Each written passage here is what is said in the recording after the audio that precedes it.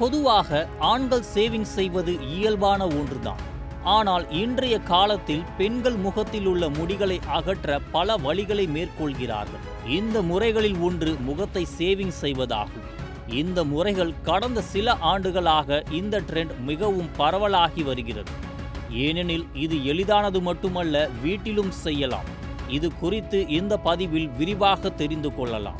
Saving செய்வது முடியின் வேரை அகற்றுவதை விட முடியின் மேற்பரப்பை கட் செய்வதின் விளைவு தோலில் ஒரு சாஃப்ட் மற்றும் ஸ்மூத் லேயர் உருவாக்குகிறது.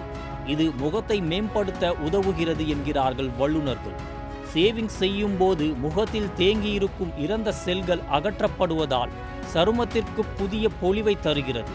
ஆகையால் முகத்தில் புத்துணர்ச்சி நிறைந்திருக்கும். அது மட்டுமின்றி வேக்சிங் மற்றும் த்ரெட்டிங் செய்வதை விட ஷேவிங் செய்வது சருமத்தில் குறைவான எரிச்சலை ஏற்படுத்துகிறது.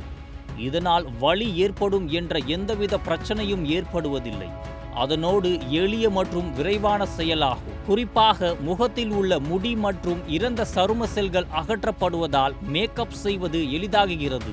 இதனால் மேக்கப்பானது முகத்தில் நீண்ட நேரம் நீடிக்கும் மற்றும் தோல் நன்றாக இருக்கும். சேவிங் செய்வதால் முடியை அடர்த்தியாகவும் கருமையாகவும் மாற்ற முடியுமா? சேவிங் செய்வது முடியை அடர்த்தியாகவும் கருமையாகவும் மாற்றும் என்பது தவறான கருத்து. சேவிங் செய்வதால் முடி சற்று அடர்த்தியாகவும் டைட்டாகவும் உணர வைக்கிறது. ஆனால் முடியின் நிறத்திலோ அல்லது அடர்த்தியிலோ எந்த விதத்திலும் பாதிக்காது. சரி, என்ன வகையான ரேசர் பயன்படுத்த வேண்டும்னு தெரியுமா? பெண்களுக்காக வடிவமைக்கப்பட்ட ஃபேஸ் ரேசர்களை பயன்படுத்த வேண்டும். இந்த ரேசர்களில் மெல்லிய கத்திகள் உள்ளதால் அவை தோலில் காயத்தை ஏற்படுத்தாமல் எளிதாக முடியை அகற்ற முடியும். மேலும் இந்த ரேசர்கள் முகத்தோலில் எரிச்சலை ஏற்படுத்தாத வடிவமைப்பை கொண்டிருக்கும்.